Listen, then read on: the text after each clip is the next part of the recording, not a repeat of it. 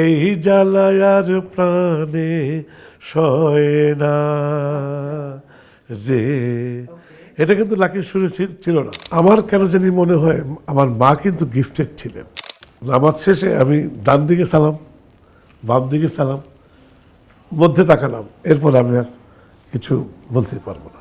একটা লিখে ছেলে, ঝাঁকড়া চুল, ফিরোজ শাহেরও ঝাঁকড়া চুল, এসে পড়তো, পরিচয় করে দিল, এর নাম ফেরদৌস ওয়াহিদ, আর এ হলো আজম খান।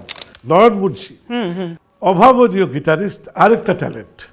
আলো অন্ধকারের একটি অংশ, যেটা অন্ধকার থেকে বেরিয়ে এসে আমাকে কিছুক্ষণের জন্য জ্যোতি দেয়, আবার সে অন্ধকারেই চলে যায়। 7 দিন পরে আবার বললো, আমি একটা স্বপ্ন দেখলাম তুমি সিঁড়ি থেকে পড়ে যাচ্ছ।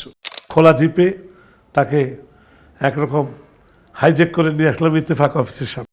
তারপরে হাসতে হাসতে বলে, আরে বুঝোস না, এটা গরিলা, তুই ডাব খা, আমারটা খাই, জিজ্ঞাসা করার দরকার নাই কি খাই, এটা তো দেখাইতে হয় না, এটা এরকম গরিলা যুদ্ধ। আমার পৃথিবী তুমি, তোমার পৃথিবী আমি, কিছু চাওয়া পাওয়া, কিছু ভালোবাসা, এই জীবনটা ঘিরে থাকলো।